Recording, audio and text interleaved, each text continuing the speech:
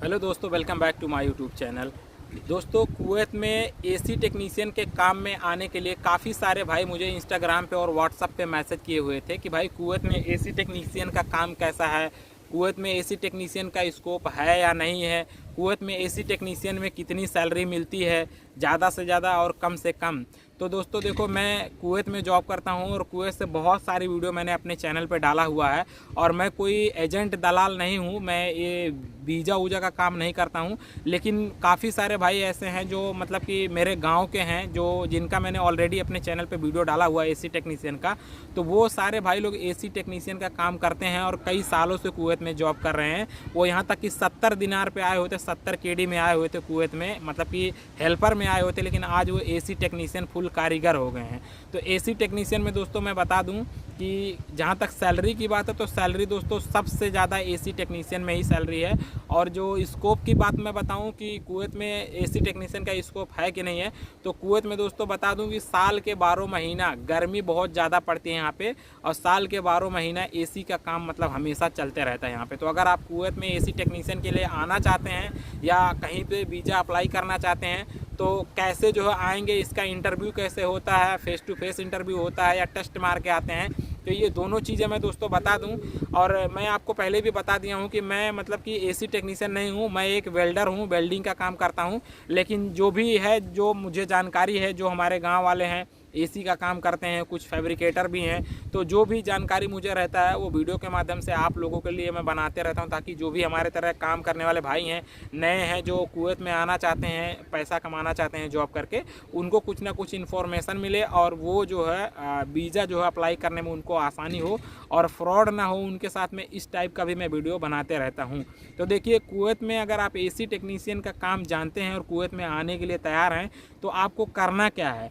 सबसे पहले तो मैं आपको बता दूं कि जो भी भाई एसी टेक्नीशियन के कारीगर हैं वही लोग एसी टेक्नीशियन की लाइन में आएँ। नहीं तो क्या होगा कि अगर आपको काम नहीं, तो बहुत सारे भाई ऐसे हैं जो मतलब कि फर्जी सीवी रिज्यूम बनवा लेते हैं। क्योंकि आजकल सबको मालूम है मुंबई में एक जगह है वासी नाका, जहाँ से फर्जी सीवी रिज्यूम बनवा के लोग इंटरव्यू में डाल देते हैं। दलाल एजेंट के चक्कर में पड़ के दलाल बोल देते हैं, एजेंट लोग बोल देते हैं कि मैं वीज़ा आपको दिला दूंगा आपके काम का, आप कुवैत में जाओगे इसी काम में। तो जो दलाल एजेंट के जरिए आते हैं दोस्तों फर्जी सीवी रिज्यूम बना के, वो यहाँ आने के बाद से फंस जाते हैं। वो इसलिए क्योंकि जो काम का आप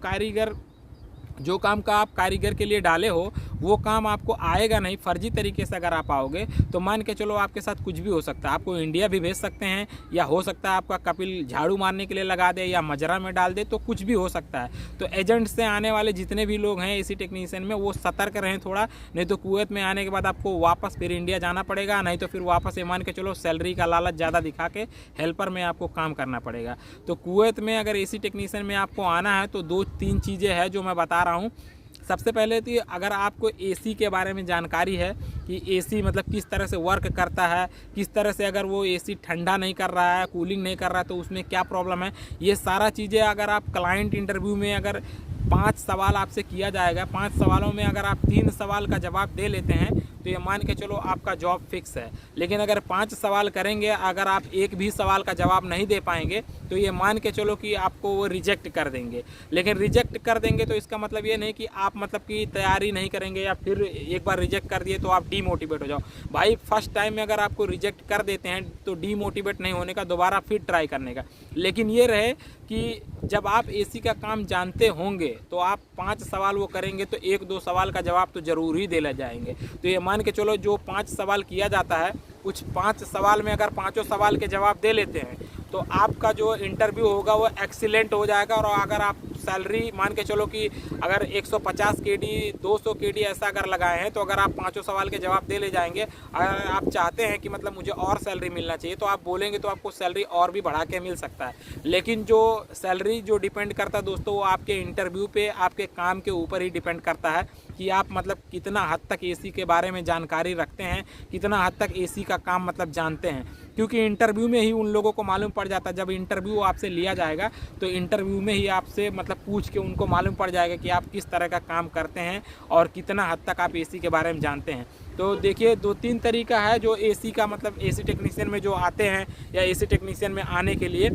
पहला है कि क्लाइंट इंटरव्यू में 5 सवाल किया जाता है। दूसरा है कि अगर आप मान के चलो टेस्ट सेंटर से, जैसे मुंबई में अनूप टेक है और फादर एंगल है, आयशा सेंटर है, वहाँ से आप टेस्ट देकर भी मतलब जो आप काम करते हैं उस काम को प्रैक्टिकल करवा के वो लोग देखते हैं कि भाई आप वो काम के लिए सक्षम हैं या नहीं। तो जैसे मैं वेल्डर हूँ, मुझे टेस्ट मारना था, तो मुझे टेस्ट मार के मतलब मुझे से मैं वेल्डर हूँ मैं बोल दिया। बहुत सारे भाई ऐसे होते हैं जो वेल्डर लोग होते बोलते हैं मैं वेल्डर हूँ, मैं वेल्डिंग कर लेता। तो कुछ ऐसे भी वेल्डर हैं जो थोड़ा बहुत टाका वाका मारना जान गए, तो उनको लगा कि नहीं मैं टाका मार ले रहा हूँ तो मैं वेल्डर हो गया हूँ, तो वो भी वहाँ पे टेस्ट मारने जाते हैं। या क्लाइंट इंटरव्यू अगर मान लो दे लिए, क्लाइंट इंटरव्यू में जाते हैं, बोलेंगे मैं वेल्डर हूँ, तो जब वेल्डिंग के बारे में पूछने लगते हैं कि 2G क्या है, 3G क्या है, 4G क्या है, 1G क्या है, पोजीशन के बारे में जब पूछने लगते हैं, तो जब जाहिर सी बात है सिर्फ टाँका मारना मालूम है, उसके बारे में कुछ जानकारी है नहीं, तो फिर जाहिर सी बात है फेल हो जाएंगे।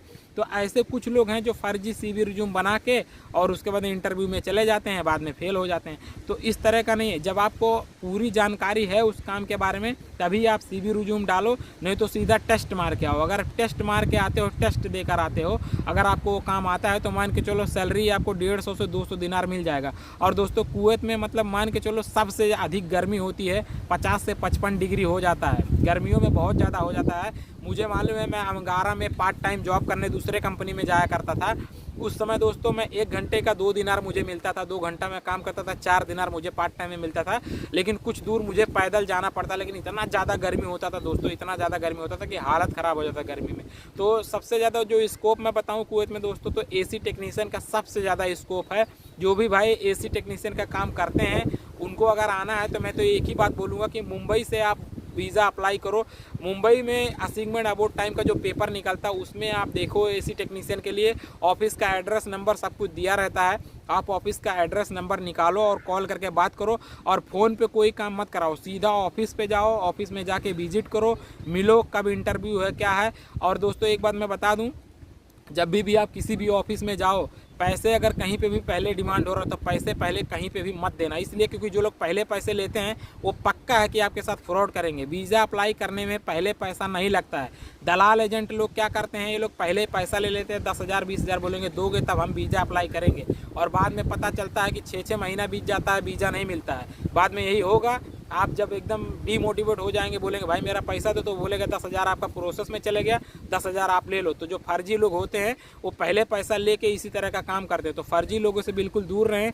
जो भी भाई मतलब किसी भी फील्ड के लिए आना चाहते, चाहे वेल्डर हो, फैब्रिकेटर हो, फिटर हो, किसी भी फील्ड का अगर आप काम करते हो, आपको वीज़ा लगाना है तो सीधा आप खुद थोड़ा दौड़ भाग करो, दौड़ भाग करके जाओ, चाहे वो किसी भी फील्ड के काम के लिए हो। तो जो AC टेक्नीशियन का दोस्तों कुवैत में स्कोप है वो सबसे ज़्यादा है। और कुवैत में अगर आप AC टेक्नीशियन में आते हैं, अगर आप काम के जैसे सैलरी का मैं पहले ही बता दिया कि सैलरी आपके काम के ऊपर डिपेंड है, जितना बढ़िया आपका स्किल रहेगा उतना बढ़िया आपका सैलरी मिलेगा। लेकिन अगर फ्रेशर हो तो शुरू में कम ही सैलरी मिलेगा, मतलब अपने आप को थोड़ा सब्र करके जो है कम सैलरी पे भी आ सकते हो। लेकिन फेस टू फेस इंटरव्यू देके या टेस्ट मार के आप आओगे तो आपको पक्का है कि आपके साथ फ्रॉड नहीं होगा। लेकिन फर्जी तरीके से दलाल एजेंट के चक्कर में आओगे भाई, यहाँ आने के बाद आपको काम जो दिया जाएगा वो काम आपको नहीं आएगा, तो आपको किसी भी काम पे लगा देंगे, चाहे झाड़ू मारने के लिए, चाहे मजरा में, चाहे हेल्पर बना देंगे, या हो सकता है आपको इंडिया भी भेज देंगे। तो जो भी भाई फर्जी तरीके से CV रिज्यूम बना के आने के लिए सोचते हैं तो प्लीज़ ऐसा मत करो, नहीं तो यहाँ आने के बाद आपको रोना पड़ेगा। फिर यहाँ आने के बाद कोई भी आपका सपोर्ट नहीं करेगा,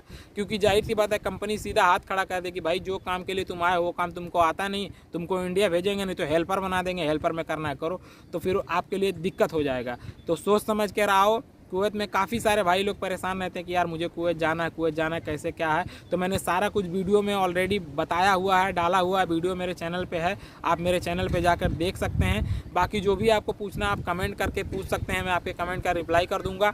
और मैं कुवैत में जॉब करता हूँ, कुवैत से बहुत सारी वीडियो मैंने अपने चैनल पे डाला हुआ है। तो अगर आप ये फेसबुक पे देख रहे हैं मेरा वीडियो तो प्लीज़ मेरे पेज को फॉलो करिए और कमेंट भी करिए, मैं आपका जवाब दूंगा। और साथ ही साथ आप अगर मेरे चैनल पे यूट्यूब चैनल पे पहली बार आए तो प्लीज़ मेरे चैनल को सब्सक्राइब करके रखिए, ताकि जो भी मैं वीडियो डालूँ उसका नोटिफिकेशन आपको सबसे पहले मिले। और साथ ही साथ व्हाट्सअप इंस्टाग्राम का मेरा ID है, कुछ वहाँ पे भी आपको पूछना है तो पूछ सकते हैं, लेकिन जब मैं फ्री होता हूँ तभी मैं जवाब देता हूँ। तो चलिए ठीक है, मैं मिलता हूँ आपसे नेक्स्ट वीडियो में, तब तक के लिए अपना ख्याल रखिए, गुड बाय।